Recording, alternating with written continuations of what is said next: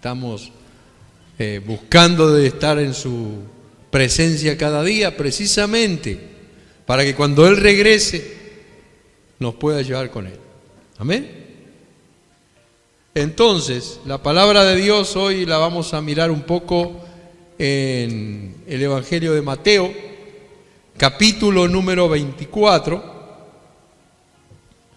Y vamos a mirar algunos aspectos, no vamos a mirar todo el capítulo 24, sino algunos versos y algunos aspectos, principalmente de las señales previas a la venida de Cristo y al regreso del Señor, profetizado por Él mismo. Y esto es interesante. Y esto es lo interesante, es algo que nosotros estamos ciertos porque Él mismo prometió, dice, si me fuere, a ustedes les conviene que yo me vaya, porque si me fuere, prepararé un lugar, dice, para que allí donde yo esté, vosotros también estéis. Entonces, los discípulos estaban tristes porque Él les venía anunciando que se iba, pero dice, a ustedes les conviene. Y gracias a Dios que Él fue y preparó morada, está preparando morada y nos envió su Espíritu Santo para que esté con nosotros todos los días hasta el fin de los tiempos. Entonces hablamos que vamos a mirar la Biblia en el capítulo 24 de Mateo. Espero que ya todos tengan su Biblia a su mano o su Biblia electrónica, si es así, que la tengan ahí abierta en el capítulo 24 de Mateo, ¿sí? ¿Podemos avanzar? Bien, versículos 1 y 2 vamos a comenzar y luego les voy a estar leyendo de algo que extraje de un libro de estudio que habla acerca del punto del templo, la relevancia del templo para los judíos. Entonces, versículos 1 y 2 dice, cuando Jesús salió del templo y se iba, se acercaron sus discípulos para mostrarle los edificios del templo. Respondiendo Él les dijo, ¿veis todo esto? De cierto os digo que no quedará aquí piedra sobre piedra que no sea derribada. Tremendo lo que Jesús les está diciendo. Los discípulos están admirados por la belleza de esa construcción magnífica que Herodes había mandado hacer, de esa obra arquitectónica maravillosa, y le mostraban lo grande y lo maravilloso del templo, y Jesús les sale con esto. Dice, ustedes se maravillan de lo bello y lo hermoso de este templo, pero no va a quedar aquí piedra sobre piedra, les profetizó Jesús. Uno de los más grandes logros de Herodes fue la edificación de una magnífica casa del Señor en Jerusalén, construida en el mismo sitio en donde Salomón había edificado el templo primero y luego Zorobabel lo había reconstruido. Pero fue un poco más extensa en su trazado y de hecho con mucho más belleza arquitectónica y muchos más adornos. Los judíos, de hecho, no querían llamarlo el templo de Herodes, ya que él era un idumeo, y un idumeo era alguien extranjero, precisamente de la región de Idumea. Herodes astutamente se había casado con una heredera, esto lo dimos en la primera clase, pero para repasar un poco, se había casado con Mariamne, que era una heredera de la hija de los sumos sacerdotes y los que reinaban en ese tiempo en Israel, asegurándose entonces, al casarse con ella, una posición de privilegio en la dinastía real de Israel. Así que luego, cuando vienen los romanos y conquistan Jerusalén y toda Palestina, entonces Herodes y toda su familia se hacen del poder político, civil de todo Israel.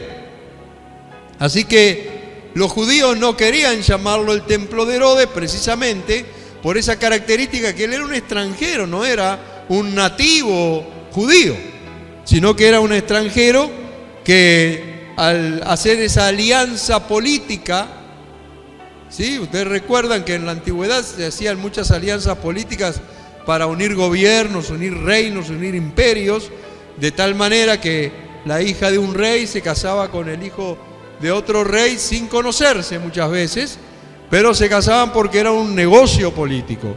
Entonces, el asunto de Herodes fue un negocio político que le salió redondo a él y a su familia. Pero entonces los judíos no lo querían llamar el templo de Herodes, pero sin embargo se gloriaban de ese maravilloso templo. Los judíos estaban orgullosos de tener ese templo y de hecho para ellos era la joya de la corona de la ciudad santa. Jerusalén para ellos era la ciudad santa, pero el templo era la joya de todo lo que representaba la vida política, social y religiosa del pueblo judío.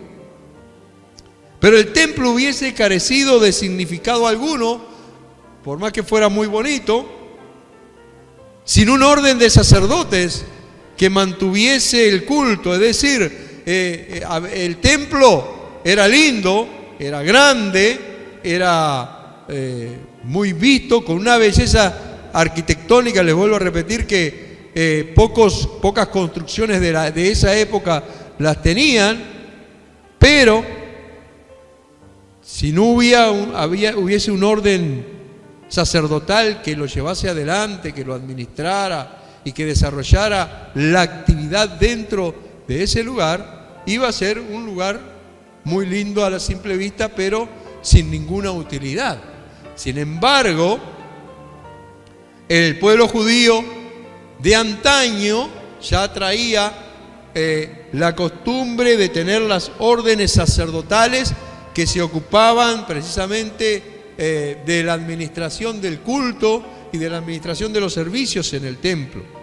Entonces, a la cabeza de esta gran compañía de sacerdotes estaba el sumo sacerdote. Ustedes recordarán en el juicio de Jesús que había un sumo sacerdote que se llamaba Anás, ¿sí? Luego lo sucedió su yerno Caifás.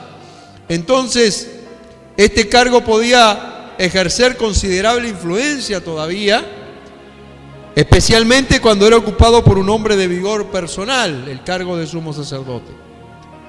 Los sacerdotes eran descendientes del sacerdote Aarón, es decir, el pueblo de Israel se mantuvo fiel a mantener en la línea sacerdotal a aquellos que se hubiesen comprobado, y ahora lo vamos a mirar un poquito en más detalle, pudieran comprobar que eran descendientes de Aarón. ¿Y por qué decimos eso? Hasta que el pueblo de Judá vivió asentado en Jerusalén antes que Nabucodonosor lo llevara al exilio en Babilonia, no había problema porque la dinastía de Aarón seguía permanentemente viniendo y se podía comprobar directamente quién pertenecía al sacerdocio santo. Pero el problema pasó cuando estuvieron 70 años en el exilio en Babilonia y con Esdras comienzan a regresar y no regresaron todas las órdenes sacerdotales. Sin embargo, esas órdenes sacerdotales se pudieron dividir luego del regreso en 24 grupos o clases. Cada clase servía durante una semana. Entonces usted recordará el tiempo del padre Zacarías, el padre de Juan el Bautista. ¿Recuerdan? ¿Sí? ¿Qué decía la Biblia? Que le llegó el tiempo a él de cumplir a la orden a la cual él pertenecía, las funciones sacerdotales. Y por eso es que él pudo ir a ese lugar, al lugar santísimo, tuvo la visión y el Señor se le apareció a través del ángel Gabriel y le habló la profecía del nacimiento de su hijo y él quedó mudo, etcétera, etcétera. Pero entonces, cada grupo cumplía las funciones durante una semana y eran reemplazados o cambiados cada sábado. Les estoy hablando de esto para que ustedes vean la relevancia que tenía para el pueblo judío el templo y cómo lo van a sufrir después cuando sea destruido, precisamente. Entonces, asistiendo a los muchos miles de sacerdotes, también había una gran compañía de levitas que le daban mantenimiento al templo, lo mantenían en buen orden y además aportaban el liderazgo en el aspecto musical del culto. Desde el punto de vista espiritual, simbolizaba la presencia de Dios. Muchas gracias, hermano. El templo simbolizaba la presencia de Dios entre su pueblo y también esto era muy importante porque representaba el carácter único de Israel como nación de Dios. Recuerden que desde el Antiguo Testamento Dios dice que Israel es su y todavía sigue siendo su pueblo, y hasta el final de los tiempos las señales que nosotros vamos a tener finales de la venida del Hijo de Dios, ¿cuál va a ser? Cosas que van a suceder entre el pueblo de Israel, el pueblo de Dios. Como tal, entonces servía para sellar la unidad de los judíos en todas partes. Si usted era un varón judío y vivía en la diáspora, es decir, vivía fuera de Palestina, al menos alguna de las fiestas, de las 3 fiestas anuales importantes como la Pascua, Pentecostés o la fiesta de los tabernáculos, tenía que asistir a Jerusalén una vez al año. Entonces, ¿dónde se celebraba eso? En torno al templo. Y el templo mantenía unido al pueblo como nación, no importando si vivían dentro del territorio de Israel o de Palestina o si vivían fuera. Ellos se mantenían unidos en torno al culto del templo. Como dije, era la joya de la ciudad santa. Pero en el año 65, 64, una secta llamada los Zelotes se rebeló contra el Imperio Romano. Hicieron una guerra muy fuerte, muy firme, hasta que ellos, aun cuando eran sitiados, se fortalecieron en torno al templo y dieron una lucha muy feroz. Se mantuvieron con firmeza hasta que finalmente fueron derrotados, y entre los soldados romanos había corrido un rumor. Había corrido un rumor que, mirando la belleza del templo y de las construcciones, no solo habían joyas y había oro a la vista, sino que entre las paredes también había sido colocado oro. Así que cuando el ejército del general Tito, que luego llegó a ser emperador de Roma, invade el templo y comienza a incendiarlo, los soldados romanos destruyen todo y tiran todos los muros porque buscan el oro escondido del templo. Y a través de la avaricia del ser humano se cumplió la profecía de Jesús de no quedar piedra sobre piedra. Hasta ese momento la resistencia de los zelotes a la invasión de los soldados romanos era fiera, era fuertísima. Pero a partir de la destrucción del templo, la toma de Jerusalén para los romanos fue muy sencilla, porque espiritual y moralmente fueron quebrados los defensores de la ciudad. ¿Por qué? Porque aquello que los mantenía unidos, aquello que era símbolo de la presencia de Dios entre ellos, aquello que era el símbolo de la supremacía sobre otras naciones, desapareció. Ya no tenían motivo de qué gloriarse. Y es así que los romanos vienen y los conquistan con mucha facilidad y destruyen el templo. Entonces, Jesús les habla acerca de eso e introduce el tema de las señales que van a ver antes del fin. Y esto es importante que sepamos. Una cosa son las señales antes del fin y otra cosa son las señales del fin. ¿Sí? Lo que vamos a mirar básicamente en esta tarde son las señales antes del fin. ¿Sí? El Señor Jesús es claro en eso y dice, son señales, son principios de dolores, pero todavía no va a ser el fin. Entonces, una de las señales es que en estos tiempos, como nunca, van a aparecer falsos cristos. Van a aparecer falsos cristos. Versículos 3 al 5, versículos 11 al 13 y 23 al 26 de este capítulo 24, dice lo siguiente. Y estando él sentado en el monte de los olivos, los discípulos se le acercaron aparte diciendo, dinos, ¿cuándo serán estas cosas?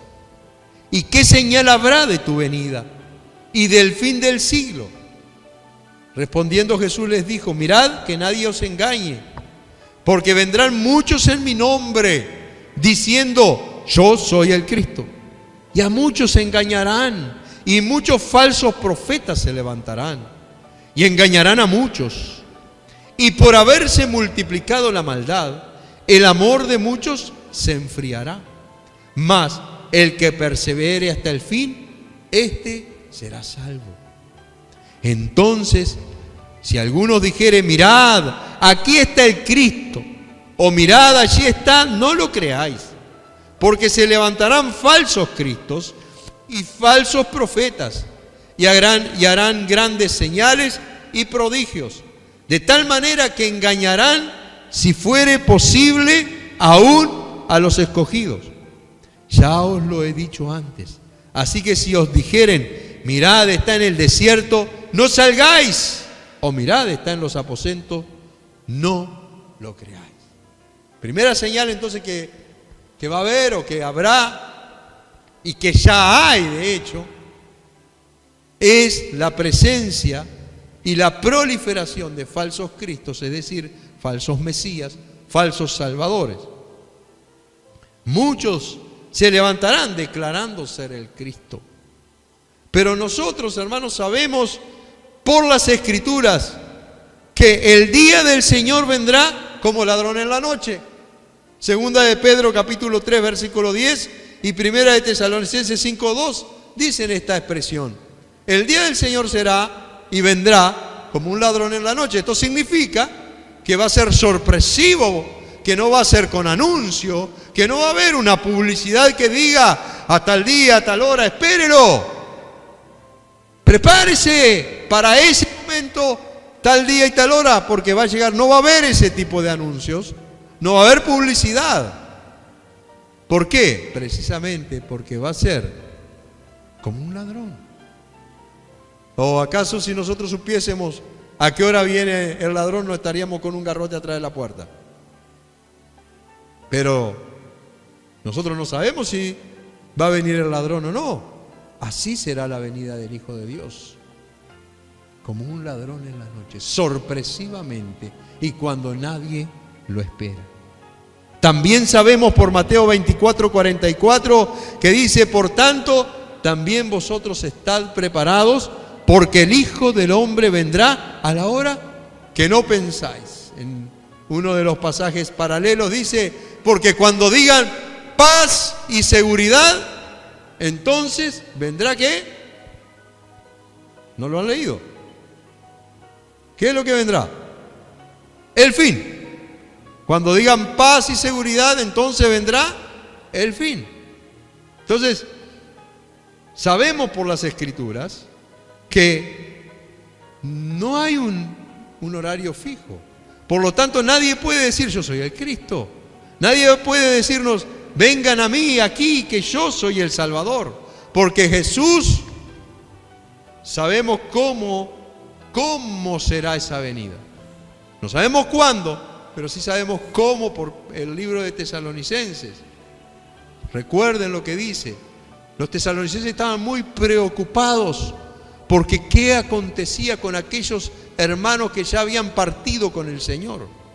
Y entonces el apóstol Pablo les aclara, dice, el día del Señor será de una manera diferente. Él vendrá con trompeta de Dios, porque será tocada la trompeta, dice el apóstol Pablo. Y dice la Biblia, con voz de arcángel. Amén. Y dice más, dice, y los muertos en Cristo resucitarán primero, y luego nosotros, los que estemos vivos, en un abrir y cerrar de ojos, seremos transformados y nos juntaremos con el Señor en el aire, y así estaremos con el Señor para siempre. Alabado sea su nombre. Yo estoy contento porque cuando leo estas cosas, porque sé que Cristo pronto va a volver a buscarnos.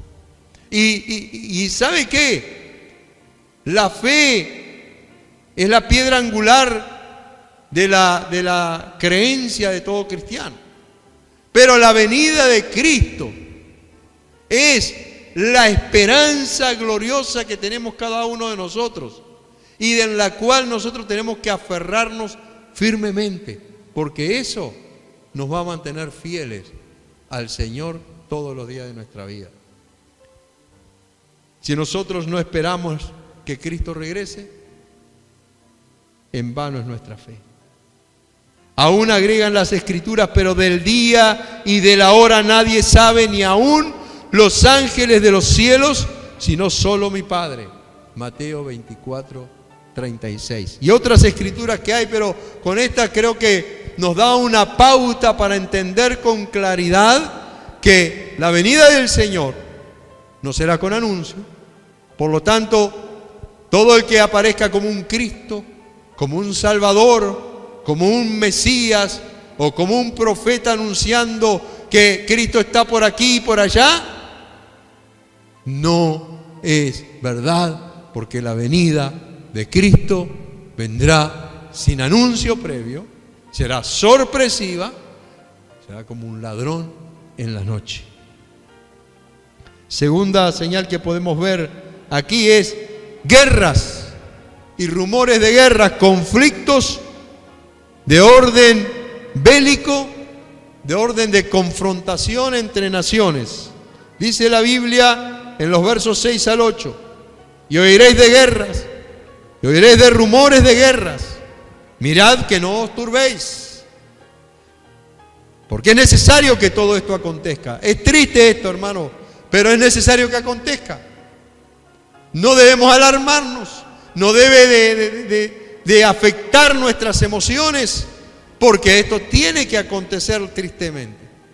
Oiréis de guerras y rumores de guerra, mirad que no se turben, porque es necesario que todo esto acontezca, pero aún no es el fin. Porque se levantará nación contra nación y reino contra reino, y habrá pestes, y habrá hambres y terremotos en diferentes lugares, y todo esto será principio de dolores. Guerras hay por doquier, hermano. Guerras civiles, guerras entre etnias. Hace pocas semanas, por ejemplo, se dio una confrontación militar entre palestinos de Hamás y el ejército israelí. No sé si ustedes están informados, pero la CNN cita al primer ministro de Israel, Benjamín Netanyahu, que dijo que los palestinos lanzaron 600 misiles contra los territorios civiles israelitas de la zona de Gaza. Esto a su vez produjo una respuesta militar por parte del ejército israelí. Esta confrontación produjo varias bajas en ambos bandos. Pero enfrentamientos como estos en la actualidad se dan en varias regiones del mundo. Y esto es en cumplimiento y demostración que estamos viviendo los últimos tiempos de los que habló Jesús. El que tiene oído para oír, oiga, dice la Escritura, y nosotros debemos ser entendidos en los tiempos, hermanos, de saber que estamos en esos últimos tiempos profetizados por nuestro Señor Jesucristo, y por lo tanto debemos estar preparados espiritualmente para su regreso. No No podemos vivir entretenidos con los entretenimientos que Satanás nos larga a través del mundo, sino que debemos estar ocupados en las labores del reino, de extender el mensaje del Evangelio y extender el reino de los cielos hacia todo lugar donde podamos extenderlo. Esa debe ser nuestra ocupación principal. No podemos mantenernos entretenidos en fiestas religiosas tampoco, hermanos, porque eso nos aparta del cumplimiento de la gran comisión, de que este evangelio del reino se predique a todas las naciones. Hay muchas guerras, hermanos, hay muchas confrontaciones, hay muchos conflictos, pero como cristianos nosotros, dice Jesús, no nos debemos turbar por ello. A veces yo escucho conversaciones o converso con hermanos que se lamentan y se entristecen demasiado por estas cosas, no mirando el fondo del asunto. Claro que nos causa dolor la muerte de inocentes, por supuesto que nos causa cierto dolor que las naciones se levanten unas contra otras, pero yo no puedo ignorar, hermanos, que eso es parte del cumplimiento de las profecías que están demostrando que Dios tiene razón. ¿Entiende el concepto? Dios tiene razón. Y lo dejó escrito. Y el mundo no quiere saberlo. Y el mundo lo quiere o elige ignorarlo. Pero usted y yo no somos del mundo. Dice, están en el mundo, dice Pablo, pero no son del mundo. Dice la Biblia que nuestra ciudadanía está reservada en los cielos. Pertenecemos a la patria celestial. Así que, hermanos, no nos turbemos, sino precisamente que sea un aliciente para ser mejores predicadores, para predicar más el Evangelio, para testificar más, porque no solamente la señal son las guerras, también las pestes. Hay enfermedades nuevas, pestes nuevas y enfermedades viejas que están reapareciendo. Hoy hablaba yo con mi esposa que escuché una noticia de algo de la tuberculosis, que digo que es increíble en pleno siglo XXI que haya gente que tiene tuberculosis en países civilizados o en países adelantados.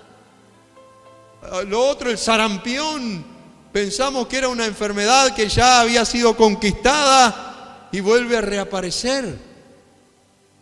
Pestes por doquier, hermano. Pestes aquí y pestes allá. Terremotos. Yo creo que no pasa una semana sin que escuchemos una noticia que hubo un movimiento de tierra, un movimiento sísmico en alguna región o en alguna ciudad del mundo. Y hay ciudades y hay regiones particularmente en las cuales hay seguido estos terremotos. Y en algunos casos ocasionan los maremotos. Hay hambre. Es increíble que en el tiempo en que estamos viviendo, donde el alimento se produce con mucha mayor facilidad, haya gente pasando hambre. No estoy hablando de que haya gente, hay naciones pasando hambre. Todo eso, ¿por qué? Por la maldad del hombre, pero todo eso es cumplimiento de la palabra de Dios. Cumplimiento de las profecías que Dios ha dejado para que usted y yo estemos apercibidos y preparados. Tribulaciones, otra señal, tribulaciones, tropiezos, pero el llamado es perseverad, perseverad. Llamado de Dios, perseveren, por mi causa, dice, por mi nombre, sufriréis aflicciones, pero el que perseverare hasta el fin, ese será salvo. Versículo 9 y dice: entonces los entregarán a tribulación y los matarán, y seréis aborrecidos de todas las gentes por causa de mi nombre. Muchos tropezarán y se entregarán unos a otros, y unos a otros os aborrecerán. Esto es tremendo, hermano. Pero ¿sabe qué está pasando? Está pasando. Capaz que en nuestro entorno no está pasando, pero noticias alrededor del mundo dan cuenta de los ataques que están recibiendo las iglesias cristianas en general y los cristianos también en particular. Hace poco más de un mes, durante la celebración de la Pascua, en Sri Lanka atacaron 2 iglesias católicas y una iglesia evangélica, más 3 hoteles, dejando casi 300 muertos. En los países musulmanes, los que se convierten al cristianismo son aborrecidos, perseguidos y hasta muertos por causa del nombre de Cristo. ¿Qué dice la Escritura? Los entregarán a tribulación y los matarán. Serán aborrecidos de toda la gente por causa de mi nombre. Mira, hermano, en nuestra cultura y en nuestra sociedad, el ser cristiano es algo que está pasado de moda. ¿Sabía? Es algo que es obsoleto. El predicar los principios bíblicos es arcaico. Pero por más que nuestra cultura, por más que nuestros representantes políticos y legales, por más que nuestra sociedad lo vea como arcaico, lo vea como obsoleto, Dios sigue siendo vigente y su palabra permanece para siempre. Dice la Biblia, lo dijo Jesús: el cielo y la tierra pasarán, pero mi palabra permanecerán para siempre. Para siempre. Y hermanos, es muy fácil percibir cuando hay una persecución violenta, ¿sí? Muy fácil percibir cuando a alguien lo están matando, cuando a alguien lo están persiguiendo para destruirlo. Pero este tipo de persecución que hay en nuestra sociedad es una persecución sutil, es una persecución académica, es una persecución en la cual nosotros nos toleramos todos, pero lo único que no toleran ellos, ¿qué es? El Evangelio de Jesucristo. Porque usted en una escuela puede hacer yoga si quiere, ¿sí o no? ¿Saben eso, no? Puede hacer yoga si quiere, puede celebrar al diablo en los días de Halloween, puede hacer todo lo que quiera, pero no hable de Cristo. No hable de Cristo. Así que esta es una señal muy clara de cumplimiento de que estamos en los últimos tiempos y que la venida de Cristo está muy pronto. Así que, sea a través de una persecución violenta o sea a través de una persecución sutil, el cumplimiento de los tiempos se está dando y las señales se están mostrando. Por último, quiero hablarles la realidad del asunto. La realidad del asunto es que Cristo viene, hermano. Esa es la realidad de todo esto. Las señales son importantes para nosotros para estar preparados y para apresurarnos a proclamar el Evangelio, para enrolarnos, tomar el arado y darle para adelante, predicando las buenas nuevas de salvación, tratando de rescatar a la mayor cantidad de personas de la perdición eterna. Pero la realidad para nosotros es que Cristo está a las puertas para volver a buscar a su pueblo y usted y yo tenemos que estar preparados. Él viene, hermanos. Y quiero decirle, si alguien no está preparado, Jesús va a volver igual. Sí, Él dice en la Biblia que Él no retarda su tardanza como algunos la tienen por tardanza, sino que Él quiere que todos procedan al arrepentimiento. Pero la realidad es que no todos van a proceder al arrepentimiento. Pero nuestra labor es estar nosotros preparados y preparar a la mayor cantidad de gente posible. Dice versículos 14, 22 y 27. Y será predicado este evangelio del reino en todo el mundo, para testimonio a todas las naciones, y entonces vendrá el fin. ¿Cuál será una señal clara de que el fin está ahí? Que el evangelio será predicado a todas las naciones, para testimonio. Y entonces vendrá el fin, porque habrá entonces gran tribulación en la tierra, cual no la ha habido desde el principio del mundo hasta ahora, ni la habrá. Escuche bien este punto. Va a haber una tribulación. Han habido tribulaciones en el mundo a lo largo de la historia. Terribles. Pero dice la Biblia que la que va a haber en los últimos tiempos, nunca la ha habido, ni la habrá después. Así que yo no quiero estar en eso. Y si aquellos días no fuesen acortados, dice la Biblia, ¿qué pasaría? Nadie. Si aquellos días no se acortaran, no es que fueran de menos de 24 horas cada día, entienda bien. Quiere decir, si aquellos días no se fueran acortados, no quiere decir que fueran de menor duración horaria cada día, sino que fueran menos cantidad de días. Es decir, si el Señor no lo hace abreviadamente esa obra, nadie se salvaría. Entonces el Señor va a hacer una obra abreviada. Pero por causa de los escogidos, aquellos días serán acortados.